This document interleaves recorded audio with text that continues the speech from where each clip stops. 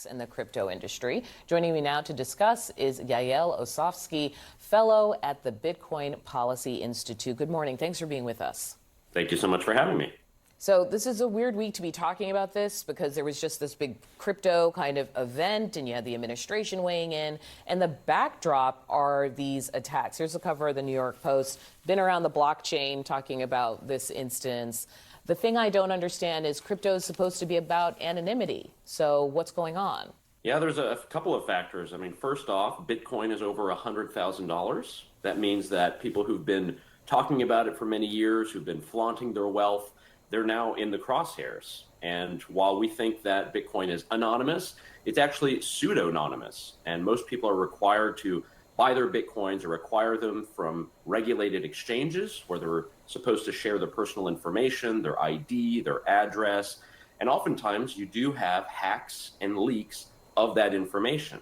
Sometimes it's innocuous, and other times it actually is criminal actors who are seeking that information in order to find out who those people are, what kind of wealth they have.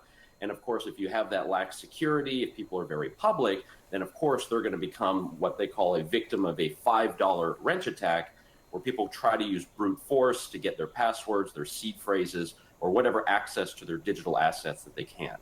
Right. So this isn't like people are trying to hack you in some way. Although we should say the database you were talking about, I think it's called Know Your Customer, there have been data leaks, right? And so the information of folks who have been in this world is out there. Oh, absolutely. And, you know, the United States government requires any exchange or brokerage that wants to sell Bitcoin or do anything with digital assets, according to the Bank Secrecy Act, to collect all of that information and to have the information of every transaction, to have your ID. And these are stored in databases which are not often very secure.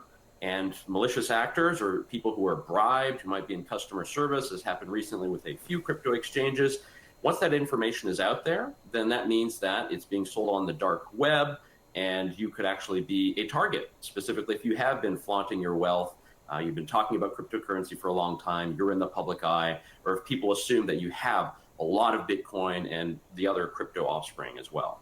There's like this tier of people that you're talking about, right, who are vulnerable to attack. And then there's a tier of people above that who are, frankly, trying to gain access to the White House in a variety of ways. And we actually, I think the U.S. has a crypto czar, if I'm correct.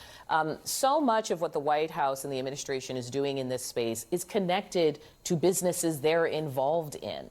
How is this moment affecting the potential for security regulation for your industry? I think what's really interesting about the moment is that you do have many different crypto companies, or you have crypto tokens that are perhaps launched by firms. And then you really have the originator of it, which is Bitcoin. And Bitcoin is decentralized. There is no company, there is no firm. And there you don't have control by a certain company or shareholders. And really, Bitcoin has been the majority of the crypto ecosystem for a very long time. And we should say, Yael, you are a fellow at the Bitcoin Policy Institute. This is what I mean. I kind of feel like sometimes I can't have a conversation about cryptocurrency because everybody has a stake in it. I think it's less about a stake, and it is a lot about just the ideology of the various tokens and projects. For many people in the Bitcoin community, they consider this a neutral money. They considered it as sort of the future of finance. Many of the other tokens are sort of created by companies. They don't have the same limits and rules. Obviously, there is always sniping between various tokens and projects. But so far, I think the White House has been fairly open to all of kinds of tokens and projects, and definitely the crypto industry in general, which is a very good sign. It's been very helpful. There's still a lot of stuff on the books that does restrict individuals' abilities, because I think that's more important. It's not about the companies or how much money is pumped out. It just has us as users of these crypto protocols. How can we benefit? How can we continue to use them and make sure that we can actually get that innovation that's supposed to be promised to us?